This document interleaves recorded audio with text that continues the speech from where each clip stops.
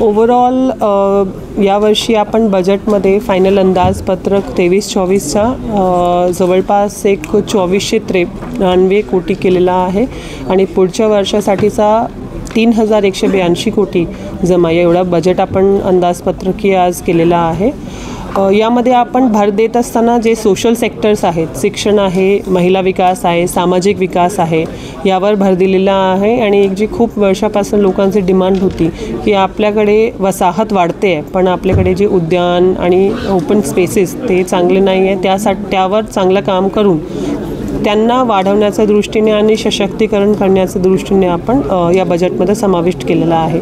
महिलांचा विशेष गरजा पाहता त्यांचं सक्षमीकरण म्हणजे त्यांना त्यांचे पायावर उभं कसं करता येऊ शकतं आणि सोबतच जे आपल्या शाळेमध्ये शिकणारे मुली आहेत त्यांचे जे विविध ॲक्टिव्हिटीज आणि एक्स्ट्रा करिक्युलर ॲक्टिव्हिटीजमध्ये त्यांचं शैक्षणिक गुणवत्तामध्ये कसं वाढ करता येऊ शकता यासाठी आपण बरेचशा गोष्टी समाविष्ट केलेल्या आहेत। आरोग्य विभागामध्ये इन्फ्रास्ट्रक्चरच्या दृष्टीने जे आपले हॉस्पिटल्स आणि सेटअप आहे तिकडे आपण फिजिकल इन्फ्रास्ट्रक्चर स्ट्रेंथनिंगसाठी स्टेप्स घेतलेले आहेत आणि सोबतच नव्याने तिकडे काही जे आपले डॉक्टर्स आणि स्टाफ नर्सची कमतरता आहे त्यासाठी आपण आउटसोर्सिंगच्या पद्धतीने सध्या ते भरण्याचा विचार करतो आहे। सोबतच आपण आपल्या इकडे कॅन्सर हॉस्पिटल आणि सुतिकागृह याचा एक टेंडर केलेला होता आणि त्याचं फायनलायझेशन आपल्या MCCचा आधी होईल।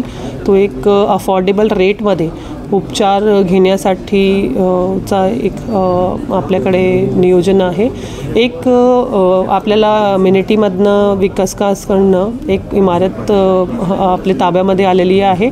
तिकडे उल्हासनगरमध्ये जो रिसेंटली एक मेडिकल फॅसिलिटी सुरू करण्यात आलेली आहे ज्योतिबा फुले स्कीम अंतर्गत आणि प्रधानमंत्री जन आरोग्य स्कीम अंतर्गत, तशा पद्धतीचा एक अफोर्डेबल मेडिकल फॅसिलिटी आपण आपल्या ठिकाणी सुद्धा सुरू करण्याचं नियोजन केलेलं आहे आणि आचारसंहिता संपेपर्यंत बहुतेक आपण त्याचा संपेनंतर आपण त्याचा टेंडर फ्रूट करू। आपले पटसंख्या वाढवण्यासाठी आता एकदम महत्त्वाचा काळ आहे। आजच बजेटचा पूर्वी आम्ही आपले शाळेमधले मुलांचा शैक्षणिक उत्सव होता तिकडे जाऊन आले। एक खूप चांगला उपक्रम आहे आणि मला वाटते की जसं आपल्या शाळा आणि प्रायव्हेट शाळा यामध्ये 2-3 गोष्टींमध्ये जे फरक आहे, एक आहे की मे बी इंग्लिश स्पीकिंग चे आपल्याकडे इंग्लिश मीडियमचे काही आपण वर्ग भरवले पाहिजे। एक्स्ट्रा करिक्युलर ॲक्टिव्हिटीज आणि मुलांचं कॉन्फिडन्स वाढवण्याच्या दृष्टीने आपण काही गोष्टी करायला पाहिजे तिकडे आणि ओव्हरऑल आपले मुलं जास्तीत जास्त सक्सेसफुल कसे होतील, प्रोफेशनल कोर्सेस कडे कसं जातील, स्पर्धा परीक्षाकडे कसे जातील, या अनुषंगाने आपण 3ही टप्प्याचं नियोजन शाळांसाठी केलेलं आहे आणि निश्चितपणे पुढच्या 1 वर्षामध्ये आपली जी शाळामध्ये मुलं शिकतात त्यांची पटसंख्या तसेच त्यांची जी गुणवत्ता आहे त्याच्यामध्ये वाढ करण्याच्या दृष्टीने आपण प्रयत्न करणार आहोत।